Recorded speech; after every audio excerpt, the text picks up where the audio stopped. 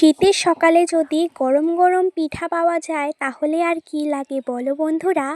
আজকে কিন্তু আমার মা ছিমে পিঠা তারপরে ভাপা পিঠা বানিয়েছিল। তো আমি সকালবেলা উঠেই চা নিয়ে বসে পড়েছি ভাপা পিঠা খাওয়ার জন্য। আর এদিকে কিন্তু ছিমে পিঠা বানানোর জন্য তো নারিকল লাগে, ওটা কিন্তু আমি একটু শুকনো শুকনো খাচ্ছিলাম, আমার কিন্তু হেভি লাগে। তারপরে কিন্তু বিস্কিটগুলো আমার মা বলল যে বয়মের মধ্যে রেখে দিয়ে, আমি ওটাই করছিলাম, বয়মের মধ্যে রাখছিলাম, ভাবলাম যে আপনাদের সঙ্গে একটু শেয়ার করা যাক।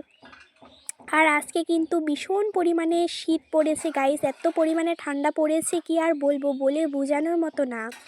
10টার দিকে কিন্তু আমার মা ভাত ভাজা করেছিল, তার সঙ্গে ডিম। তো ভাত ভাজাটা কিন্তু খুবই টেস্টি হয়েছিল। খাওয়া দাওয়া কমপ্লিট করলাম। আর দুপুরবেলা এখানে খেতে বসে পড়েছি। আমার মা চিকেন কষা করেছিল, তার সঙ্গে গরম গরম ভাত। আর এই শীতকালে কিন্তু সমস্ত জিনিস গরম গরম হলে কিন্তু জাস্ট জমে যায়। সন্ধ্যাবেলা কিন্তু আমি দোকান থেকে ফুচকা এনেছিলাম। টক জলটা কিন্তু ভীষণই ঠান্ডা ছিল আর অনেক বেশি সুন্দর ছিল। এখানে আলু মাখাটা কিন্তু হেভি হয়েছে খেতে। আর এদিকে আছে ফুচকাগুলো।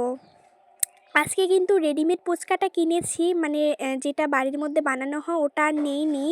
আজকে না এটা একটু খেতে ইচ্ছা করলো, সবসময় তো ওটা খাওয়া হয়, তাই আজকে রেডিমেডটা একটু খেলাম। আর ফুচকার সঙ্গে সঙ্গে কিন্তু আমি পেয়ারা মাখা এনেছিলাম। এখানে যেখানে ফুচকা বিক্রি করে ওখানে কিন্তু অনেক মাখামুখো পাওয়া যায়। আমার না পেয়ারা মাখা খেতে ইচ্ছা করছিল, তাই আমি পেয়ারা মেখে এনেছি। আর এটা খেতে কিন্তু জাস্ট ওয়াও ছিল, কি আর বলবো, বলে বোঝানোর মতো।